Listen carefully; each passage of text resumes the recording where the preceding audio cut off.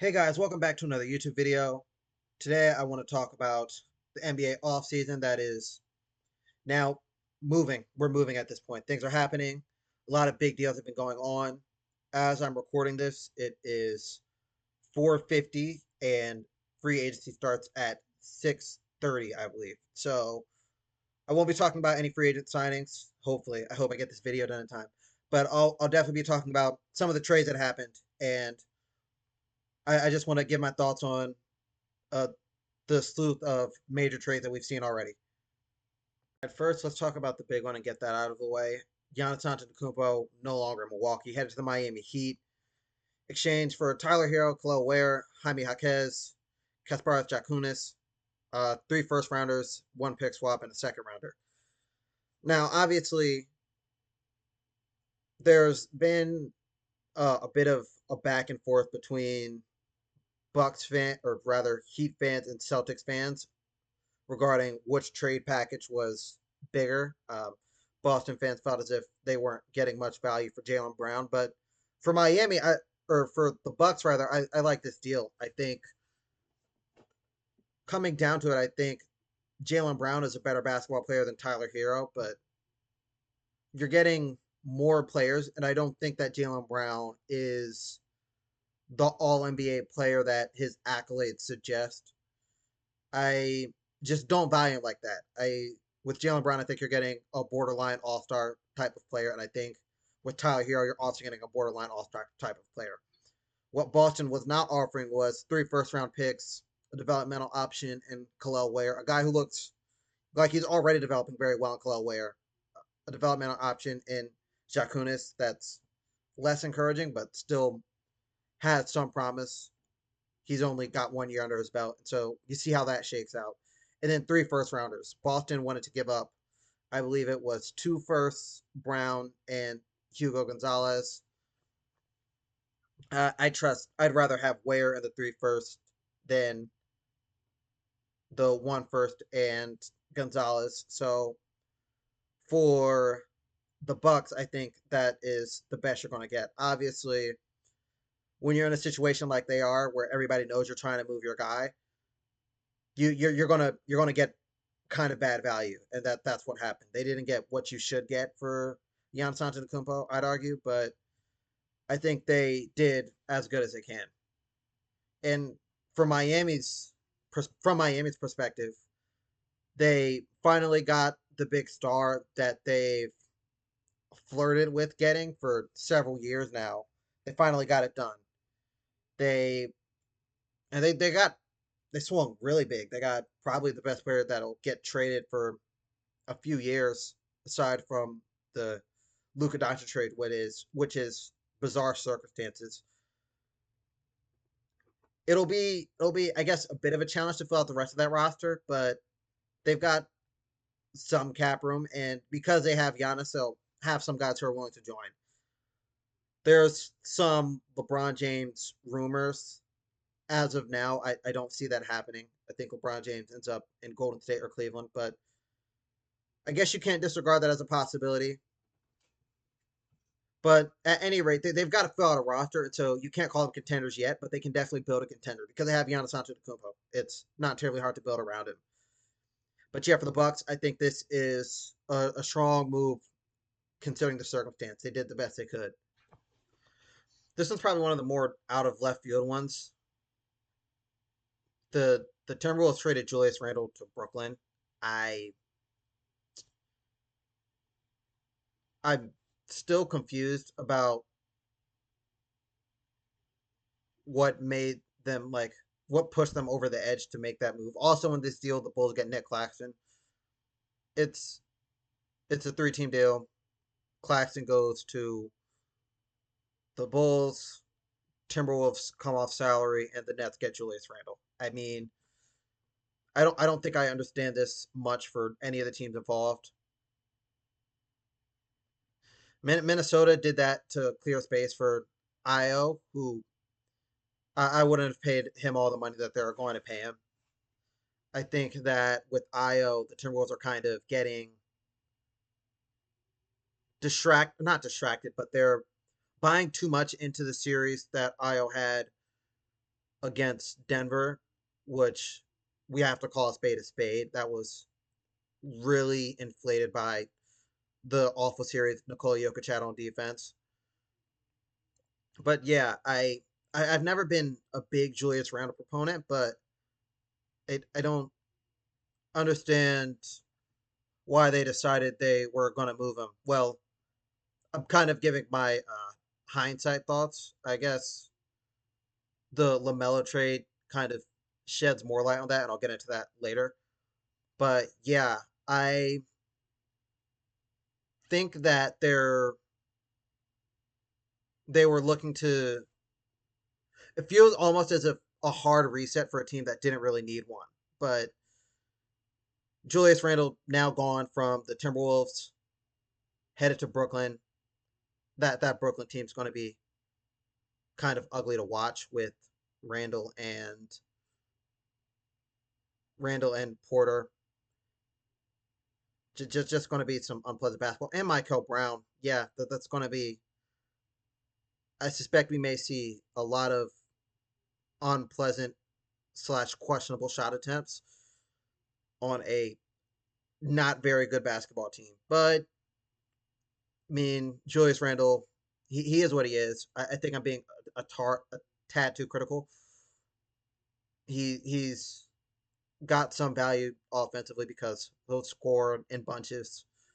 If he gets hot, he can really take over a game or a series if he's really feeling it like he did versus the Lakers in 2025 as an example. But he's not a player that I've ever been much of a fan of, so I understand why Minnesota moved on. And I think a big factor was the fact that he just was not very good at this playoffs. I think if he had a playoff run this year that was pleasant, they would have kept him around, but he did not. And Julius Randle is now a member of the Brooklyn Nets. We'll see if Brooklyn tries flipping him somewhere at the deadline or if they keep him around for the year. This is the one that I really can't process what Charlotte's doing. Charlotte Hornets trading LaMelo Ball along with Josh Green to Minnesota. In exchange, they get Naz Reid, a 2033 first round pick, second rounders in 29, 32, and 33, and three pick swaps. For Charlotte, this makes no sense. You know, they had such an effective year offensively in that second half. Guys started to put it together. That group of LaMelo Ball alongside Kneppel, Bridges, and Miller finally went together. The half court offense was among the league's best, especially in the second half of the year. And Minnesota, or rather, Charlotte is moving off the engine of that lineup. I suppose that the logic here is that they don't believe in his ability to stay healthy. If that's the case, then I guess I understand, but surely you can get more than Nas Reed, one unprotected first, and three swaps. I mean, you're trading a player who, when he's healthy, he's shown that he can elevate an offense to unseen heights. And even with the flaws that he has, particularly the fact that he doesn't score very well if it's not three pointers, he's inefficient inside the arc, like deathly inefficient inside the arc. But still, despite that near fatal flaw in his own personal game, he's able to keep high floor offenses consistently. And with that in mind, I think that's a player that you've got to try and get more back than what they did. But they'll be sending him to Minnesota, where for Minnesota, this is going to be a very fun backcourt with LaMelo Ball and Anthony Edwards. I think with the Anthony Edwards point guard shift that we saw all throughout 2026, those were so ugly. It's just bad basketball watching Anthony Edwards try and be a point guard. And I say this as one of Anthony Edwards' biggest fans. I think he is an exceptional player, as everyone does. But I am perhaps a bit higher than consensus on Anthony Edwards. He's pretty close to my top five players, if not in my top five players.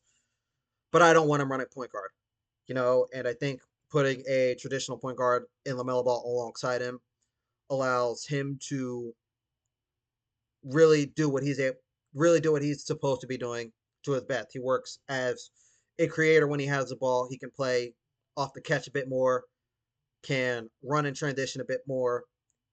He has less point guard duties, and that's what he should be doing. That's where he plays his best basketball as a shooting guard because that's the position that Anthony Edwards plays. He is a shooting guard. And yeah, for Charlotte, I just can't get past how light this trade package is. I don't care about Naz Reid. He's not a starter in my eyes. He's not an ideal starting point guard or an ideal starting an ideal starting big. I think Diabate is probably a better basketball player, and it just feels like a weird position to reset when it looks like you're moving forward, you're making good progress, you're playing good basketball, and you decide to tear it down with a no more Lamelo Ball. I don't get it.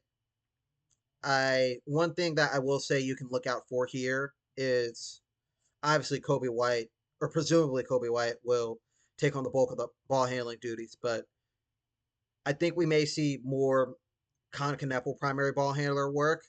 Something that'll be a bit fun. Something that Kneppel did at Duke that was interesting. I'm excited to see how that works in Charlotte if we see it in Charlotte.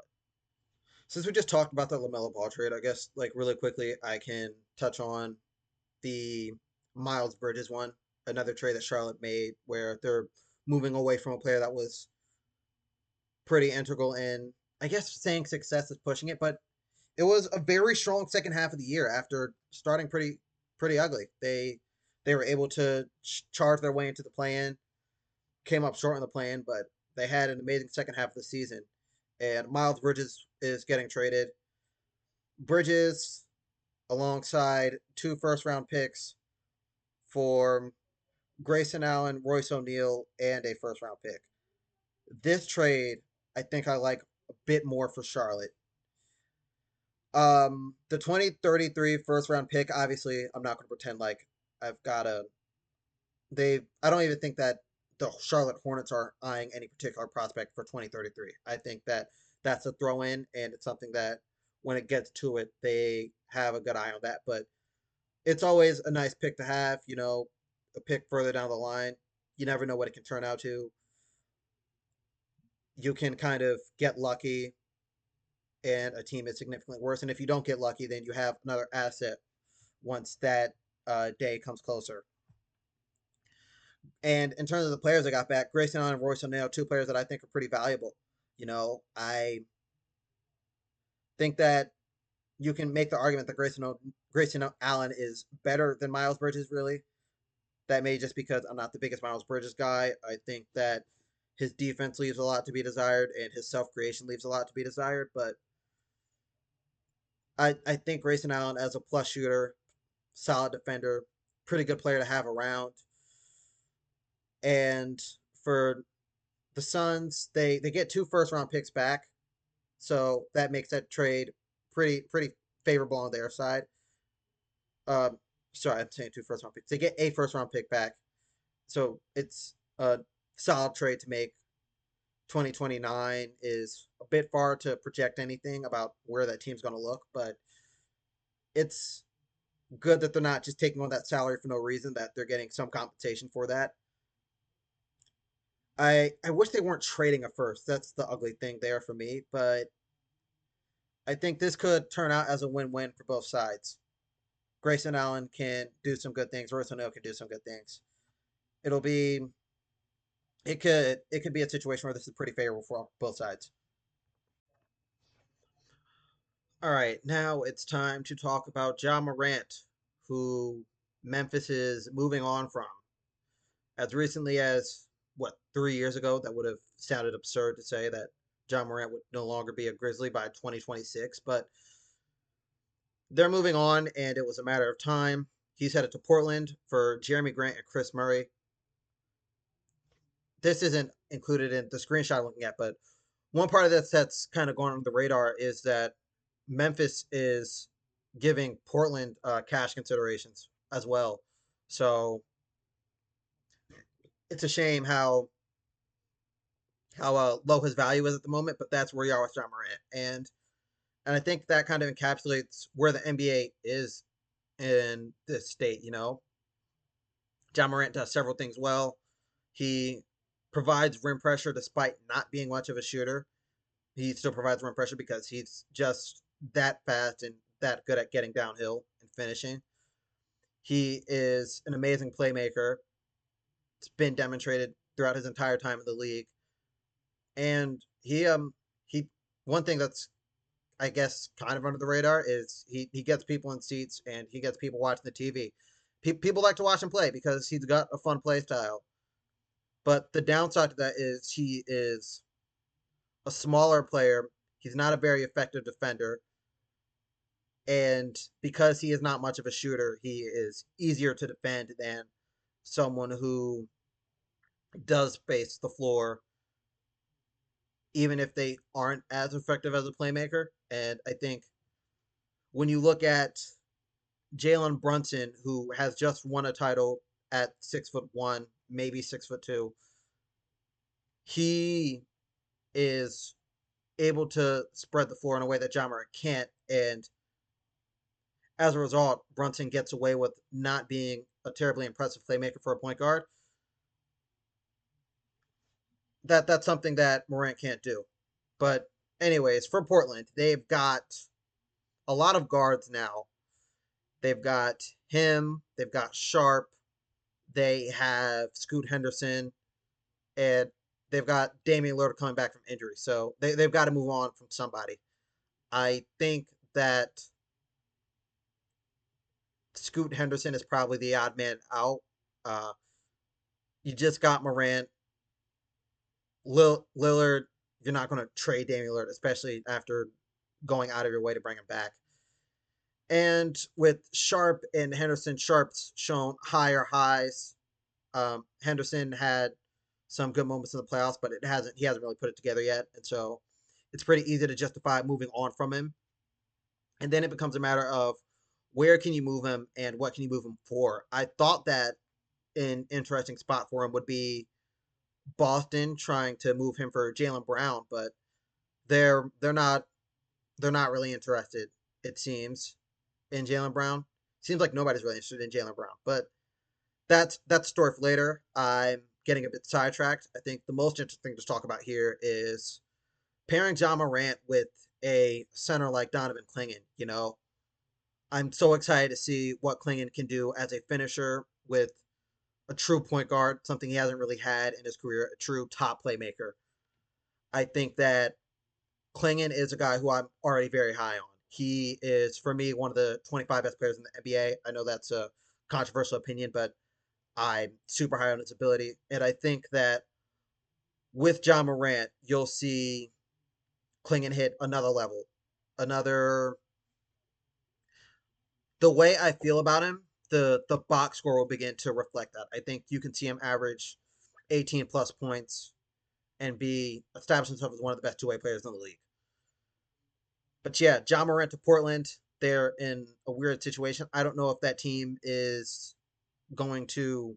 Well, I'm not even gonna say I don't know. I know that team is not going to be a contender in the West, but they can be fun. Uh, it'll be questionable about who the best player on that team is. I think I'm curious to see who ends up being the best player on that team. With Abdia being the incumbent, if you will, the guy that's coming off the big season, Clingan, the guy that I really like, and then obviously Damian Lillard, the franchise legend that's returning. So it's curious to see how things shake out. But yeah, John Morant likely will downscale in Portland, but he won't be in a small role by any means. So we'll see how things shake out.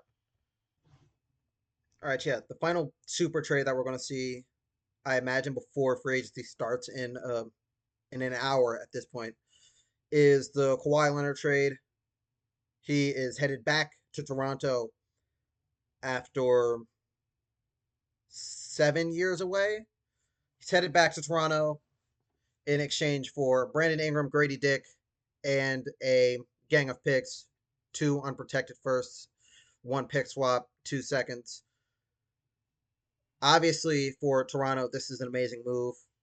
The basketball perspective, already is exceptional because they add a very strong isolation scorer to a team that needed points. But also, they're bringing back the one of the biggest franchise icons, if not the biggest franchise icon, the only Finals MVP, the only player to be the leader on a championship team for Toronto, and he did that in just one season. And so it's almost miracle esque for the fans of the Raptors who probably assumed that they'd never get to see Kawhi Leonard suit up for their team again. They now get him back. But on court, it will be exceptional to see if Kawhi Leonard still has that extra gear on defense. You know, he hasn't really defended at the level that we've come to know and love from Kawhi Leonard in the past two-ish seasons. But if he can turn it up, the defensive front court of Kawhi, Scotty Barnes, Colin Murray Boyles is going to be something exceptional. I don't think that'll necessarily be their starting lineup, but it'll be a lineup that they use in stretches and a lineup that they likely close with. It'd be something special to see. You know, three absolutely amazing defenders, three guys that you can switch, that chase well, do all the things that you want to see on defense. If Kawhi Leonard still has that top level left in him, even if he doesn't, you know, you're still adding an amazing offensive player and a guy who will get some steals if nothing else, get some blocks if nothing else, but maybe won't be a top point of attack stopper, you know? As for the Clippers, they are thanking their lucky stars that they ended up with Keaton Wagler from the Pacers pick and that pick was not one that Indiana kept, you know? Because this trade haul is fine, but, you know, they're not getting anything that moves the needle or keeps them in the playoffs, which is what they need because they don't have a lot of draft capital. They moved a lot of it to get Paul George all those years ago. And so it's hard to justify losing Kawhi Leonard, but you have to do it. And so it's good that they got some draft capital back, and they'll likely be in the lottery this year. I don't believe they have access to that pick. Actually, no, they do have access to this upcoming pick, and they lose out on some picks in the future. But I think that for the Clippers, they've got a bit of an uphill battle with a funky roster construction. Uh, Maybe Garland and Ingram gets them into the play-in. I can't imagine them being much better than that. But yeah, it's the Kawhi Leonard Clippers era is over, and what feels like you have to describe it as a failure, but they are going to have to move forward and not, I don't want to say not dwell on the past because that feels like a strange way to frame it, but they can't stick around trying to force themselves into being a contender because they just don't have it right now. And so that's that. The Clippers are now going to have to move into a rebuild. I think a pretty heavy rebuild. It would make some sense to me if they reroute Brandon Ingram, but if they don't, then they'll likely hang around the higher of the lottery, if not sneaking in through a planned spot as first round exit fodder. But yeah, that's the situation for the Los Angeles Clippers. Far less than ideal. Very ideal situation for the Toronto Raptors. I think that they now push into the top 3 or 4 teams in the East alongside the Pacers and Knicks. That's how I feel. But yeah, I am a big fan of what this Toronto Raptors group has. If Kawhi Leonard can stay healthy, also obviously that's a big part of it. But yeah, that's all I want to talk about right now. Talked about a few of the big trades. Free agency is starting. It might already be in swing by the time I get this video out. So we'll have more stuff to talk about this week. Some of the big moves that happen. LeBron James will likely have a new team sooner or later. And so, well, LeBron James will have a new team sooner or later. That's been reported. So we'll talk about whoever that is when it happens, along with other things, potentially Jalen Duren, potentially Walker Kessler, potentially Peyton Watson. A lot of high end role players to, in some cases, all stars moving around. So we'll see how that all shakes out. And with that, thank you guys. If you're still here watching this video, I'll see you all next time.